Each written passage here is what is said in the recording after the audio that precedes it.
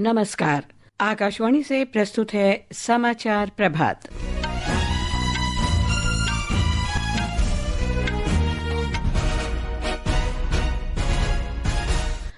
बिहार में मतदाताओं से संपर्क का काम लगभग पूरा। 80% से ज्यादा मतदाताओं ने अपने फॉर्म जमा कराए।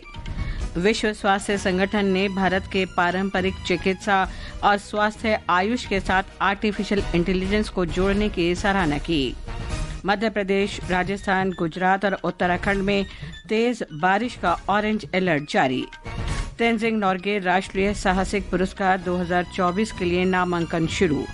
पोलैंड की इगा स्विएटेक ने अपना पहला विंबलडन खिताब जीता। और क्रिकेट में लॉर्ड्स टेस्ट में भारत और इंग्लैंड की पहली पारी में एक समान स्कोर से फिलहाल मैच बराबरी पर। समाचार प्रभात के साथ मैं लवली निगम। बिहार में अब तक 80% से अधिक मतदाता अपने फॉर्म जमा करा चुके हैं। निर्वाचन आयोग ने कहा है कि मतदाताओं से फॉर्म भरवाने का काम 25 जुलाई के निर्धारित समय सीमा से पहले ही पूरा करने के प्रयास किए जा रहे हैं। आयोग ने बताया कि 1 अगस्त को प्रकाशित होने वाली अस्थायी सूची में नाम शामिल कराने के लिए मतदाताओं को वांछित दस्तावेजों के साथ फॉर्म भरना होगा। जरूरी होने पर मतदाता को दस्तावेज जमा करने के लिए 30 अगस्त तक का समय दिया जा सकता है। कल शाम 6 बजे तक 4 करोड़ 66 लाख फॉर्म आयोग के डिजिटल प्लेटफॉर्म ECI नेट पर अपलोड किए जा चुके हैं। ब्यौरा हमारी संवाददाता से। बिहार में मतदाता सूची का विशेष गहन पुनरीक्षण का अभियान सफलतापूर्वक चल रहा है। गणना प्रपत्र वितरण के बाद कुल मतदाताओं में से 80% से अधिक ने गणना प्रपत्र जमा कर दिए हैं। राज्य में 6 करोड़ 32 लाख से अधिक मतदाताओं ने गणना पर पत्र जमा किए हैं। बिहार के मुख्य निर्वाचन पदाधिकारी ने कहा है कि ग्रामीण क्षेत्रों में लोगों में विशेष गहन पुनरीक्षण अभियान को लेकर अधिक उत्साह देखा जा रहा है। नगर निगम और अन्य शहरी निकाय क्षेत्रों में SIR के कार्य में तेजी के लिए अधिक संख्या में बूथ लेवल ऑफिसर्स को लगाया गया है। पटना से धर्मेंद्र कुमार राय की रिपोर्ट के साथ समाचार कक्ष से वैष्णवी। अखिल भारतीय आयुर्वेद संस्थान का 3 दिन का राष्ट्रीय सम्मेलन आज से नई दिल्ली में शुरू हो रहा है। ये आयोजन शल्य चिकित्सा के जनक माने जाने वाले सुश्रुत की जयंती पर किया जाता है। आज इस सम्मेलन के पहले दिन 10 एंडोस्कोपी लेप्रोस्कोपिक सर्जरी का प्रत्यक्ष प्रदर्शन किया जाएगा। परंपरा तकनीक के समागम वाले सम्मेलन में देश विदेश के 500 से अधिक चिकित्सकों, शोधकर्ताओं, शिक्षाविदों और विद्वानों के शामिल होने की संभावना है। सम्मेलन में आयुर्वेद के क्षेत्र में चिकित्सा में हुई प्रगति और उभरती शैलियों को दर्शाया जाएगा। विश्व स्वास्थ्य संगठन ने भारत में पारंपरिक चिकित्सा और खासकर आयुष पद्धति के साथ यांत्रिक मेधा यानी आर्टिफिशियल इंटेलिजेंस को जोड़े जाने को एक महत्वपूर्ण कदम बताया है। संगठन ने अपनी पहली तकनीकी रिपोर्ट में माना है कि आयुर्वेद, योग, प्राकृतिक चिकित्सा, यूनानी, सिद्ध, सुवरिकपा और होम्योपैथी के साथ आर्टिफिशियल इंटेलिजेंस का प्रभावी उपयोग किया जा रहा है। केंद्रीय आयुष राज्य मंत्री प्रताप राव जाधव ने कहा है कि विश्व संगठन की रिपोर्ट इस बात का प्रमाण है कि भारत तकनीक के इस्तेमाल से पारंपरिक चिकित्सा को आगे ले जाने के लिए संकल्पित है। आयुष सचिव वैद्य राजेश कोटेचा ने बताया कि वर्ष 2018 में शुरू किए गए डिजिटल प्लेटफॉर्म आयुष ग्रिड को एक महत्वपूर्ण पहल बताया है। इस ग्रिड के साथ सही, नमस्ते और आयुष अनुसंधान पोर्टल जुड़े हुए हैं। एक रिपोर्ट। AI संचालित उपचार प्रणालियां नाड़ी मापने और प्रकृति आकलन जैसी पारंपरिक विधियों को मशीन लर्निंग और डीप न्यूरल नेटवर्क के साथ जोड़कर सटीकता में सुधार कर रही है। आयुर्जिनोमिक्स की पहल रोग संकेत पहचानने और स्वास्थ्य संबंधी सुझावों के लिए AI का उपयोग कर रही है। इसके अलावा AI हर्बल, जिनोमिक और मॉलिक्यूलर आधार को समझने में भी मदद कर रहा है। WHO के दस्तावेज में भारत द्वारा औषधि किस प्रकार कार्य करती है, पारंपरिक प्रणालियों में तुलनात्मक अध्ययन और रस, गुण तथा वीर्य जैसे पारंपरिक मापदंडों के मूल्यांकन के लिए कृत्रिम रासायनिक सेंसर के विकास और पारंपरिक योगों के आधुनिकीकरण में AI के उपयोग को भी मान्यता दी गई है। दस्तावेज में 43.4 बिलियन अमेरिकी डॉलर के बाजार आकार के साथ भारत की अर्थव्यवस्था में आयुष क्षेत्र के योगदान का भी उल्लेख है। प्रधानमंत्री नरेंद्र मोदी के सामाजिक विकास और समावेशी विकास के लिए AI का लाभ उठाने के दृष्टिकोण ने इस क्षेत्र में भारत की प्रगति को प्रेरित किया है। समाचार कक्ष से वैष्णवी। तेनजिंग नोर्गे राष्ट्रीय साहसिक पुरस्कार 2024 के लिए नामांकन शुरू हो गए हैं। ये पुरस्कार युवाओं में चुनौतीपूर्ण माहौल में एडवेंचर, जोखिम लेने के साहस, टीम भावना से काम करने की प्रवृत्ति और क्विक रिफ्लेक्स में असाधारण प्रदर्शन के लिए दिया जाता है। ये पुरस्कार भूमि, हवा और जल में साहस के अलावा एडवेंचर के क्षेत्र में जीवन भर की उपलब्धि के लिए भी दिया जाता है। इसे अर्जुन पुरस्कार के साथ साथ प्रदान किया जाता है। विजेताओं को पुरस्कार स्वरूप 15 लाख रुपए प्रदान किए जाते हैं। पुरस्कार के लिए नामांकन निर्धारित वेबसाइट awards.gov.in पर इस महीने की 15 तारीख तक किए जा सकेंगे। तेनजिंग नोर्गे विश्व की सबसे ऊंची चोटी माउंट एवरेस्ट फतह करने वाले प्रथम भारतीय थे। ये समाचार आकाशवाणी से प्रसारित किए जा रहे हैं। ताज़ा समाचार जानने के लिए आप हमारे social media handle X @AIR News Hindi को फॉलो कर सकते हैं। समाचार प्रभात में आपका फिर स्वागत है। विदेश मंत्री सुब्रमण्यम जयशंकर के सिंगापुर और चीन की 3 दिन की यात्रा आज से शुरू हो रही है। वे सिंगापुर में विदेश मंत्री अन्य नेताओं से मुलाकात करेंगे। डॉक्टर जयशंकर चीन के तियानजिन शहर में शंघाई सहयोग संगठन के विदेश मंत्रियों की परिषद में भाग लेंगे। चीन यात्रा के दौरान डॉक्टर जयशंकर द्विपक्षीय बैठकें भी करेंगे। श्रीलंका के प्रधानमंत्री और कोलंबो में भारतीय उच्चायुक्त ने कल श्रीलंका में अनुराधापुरा में 90 आवासों का उद्घाटन किया। इस अवसर पर प्रधानमंत्री अमर सूर्या ने वंचित समुदायों के उत्थान के लिए भारत की सहायता के प्रति आभार व्यक्त किया। उच्चायुक्त श्री संतोष झा ने बताया कि भारत सरकार श्रीलंका में रेलवे सहित अन्य परियोजनाओं के लिए भी सहायता दे रही है। ये आवास भारत की सहायता से सुशोभित नहिमिगामा परियोजना के तहत बनाए गए हैं। भारत ने 115 आवासों के निर्माण के लिए 45 करोड़ श्रीलंकाई रुपए की सहायता दी है। ब्यौरा हमारे संवाददाता से।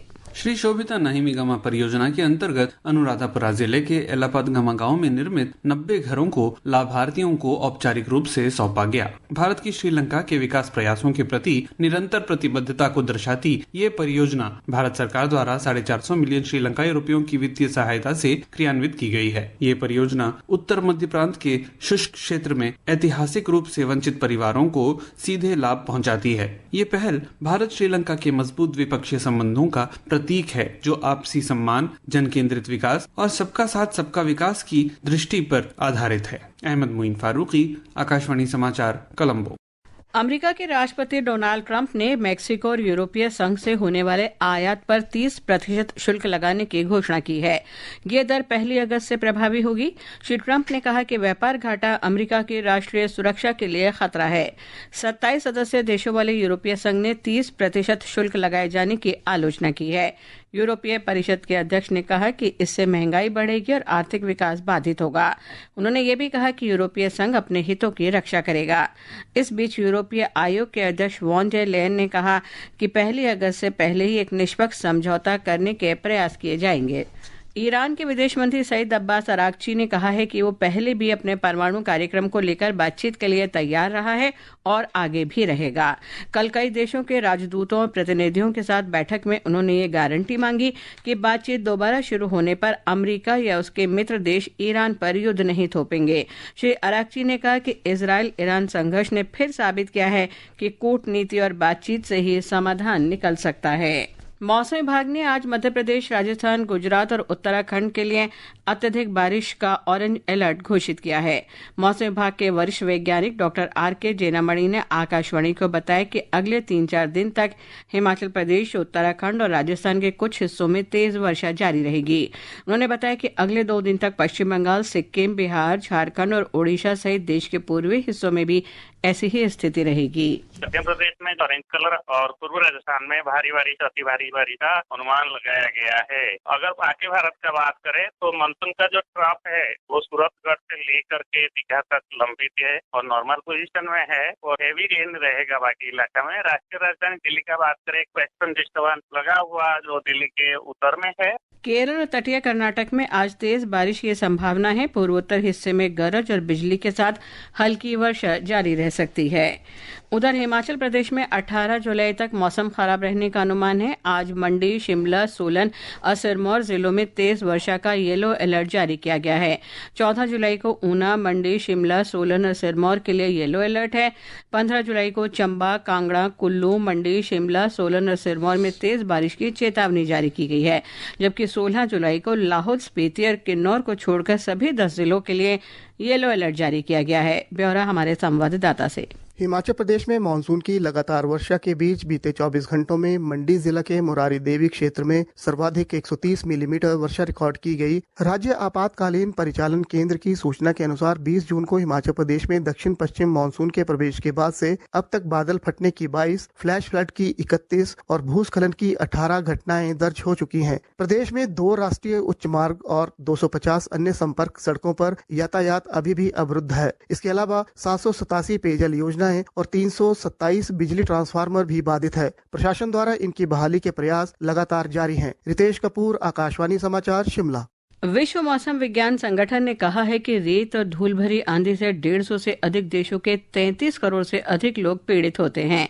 संगठन का कहना है कि वर्ष में लगभग 2 अरब टन धूल हवा में फैलती है और इससे स्वास्थ्य, अर्थव्यवस्था और पर्यावरण को काफी नुकसान हो रहा है। संयुक्त राष्ट्र महासभा ने 2025 से 2034 को रेत और धूल भरी आंधी से निपटने के लिए कार्यवाही का दशक घोषित किया है। और अब खेल खबरों के साथ हैं जागृति शर्मा।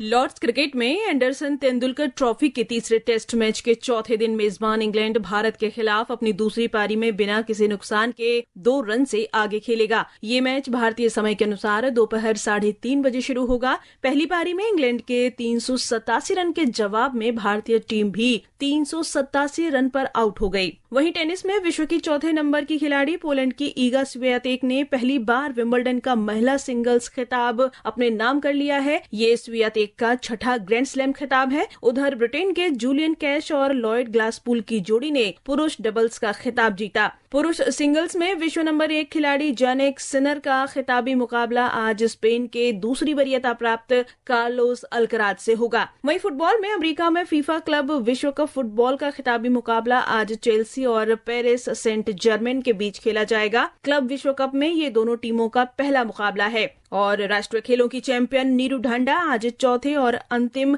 ISSF विश्व कप शॉटगन के अंतिम दिन पहली बार विश्व कप फाइनल में पहुंची। और अब आज के समाचार पत्रों की सुर्खियों के साथ हैं नवीन सक्सेना। धन्यवाद लवलीन। अहमदाबाद विमान हादसे को लेकर ये प्रारंभिक रिपोर्ट की ईंधन स्विच बंद होने से हुई दुर्घटना सभी अखबारों की पहली खबर है। हिंदुस्तान लिखता है ईंधन के नमूनों की जांच संतोषजनक मिली। लगभग सभी अखबारों ने सरकार के इस बयान को भी दिया है कि यह प्रारंभिक रिपोर्ट है, अभी कोई निष्कर्ष न निकाला जाए। प्रधानमंत्री नरेंद्र मोदी द्वारा रोजगार मेले में कल 51,000 से अधिक युवाओं को नियुक्ति पत्र सौंपे जाने को अमर उजाला ने प्रमुखता से देते हुए लिखा है, युवा शक्ति देश की सबसे बड़ी पूंजी और उज्जवल भविष्य की गारंटी। पत्र ने आगे लिखा है, प्रधानमंत्री ने दिया नागरिक प्रथम का मंत्र। राष्ट्रीय सहारा की खबर है, 18 दिन अंतरिक्ष में रहने के बाद 15 को लौटेंगे शुभांशु शुक्ला। पत्र के अनुसार पृथ्वी के गुरुत्वाकर्षण के अनुकूल होने के लिए 7 दिनों तक रहना होगा प्रवासी। दैनिक जागरण की खबर है, इसरो ने तैयार किया गगनयान मिशन के लिए सर्विस मॉड्यूल प्रोपल्शन सिस्टम। अखबार ने इसे भारत के पहले मानव अंतरिक्ष मिशन की दिशा में एक बड़ी उपलब्धि बताया है। राजस्थान पत्रिका की खास खबर है, जीवन साथी नहीं कैरियर प्राथमिकता। 94% युवा कर रहे देरी से शादी। पत्र के अनुसार युवाओं का बदल रहा नजरिया। 27 से 40 के बीच तलाश रही जीवन साथी। हिंदुस्तान की खास खबर है, अब शिव तांडव स्त्रोत बनेगा वाणी सुधार का माध्यम। पत्र के अनुसार हकलाने और तुतलाने की समस्या का त्वरित समाधान है इसमें। काशी में उच्चारण पाठशाला के माध्यम से जल्द शुरू होगा प्रशिक्षण। धन्यवाद नवीन। और अंत में मुख्य समाचार एक बार फिर। बिहार में मतदाताओं से संपर्क का काम लगभग पूरा। 80% से अधिक मतदाताओं ने अपने फॉर्म जमा कराए। विश्व स्वास्थ्य संगठन ने भारत की पारंपरिक चिकित्सा और खासकर आयुष के साथ आर्टिफिशियल इंटेलिजेंस को जोड़ने की सराहना की। मध्य प्रदेश, राजस्थान, गुजरात और उत्तराखंड में तेज बारिश का ऑरेंज अलर्ट जारी।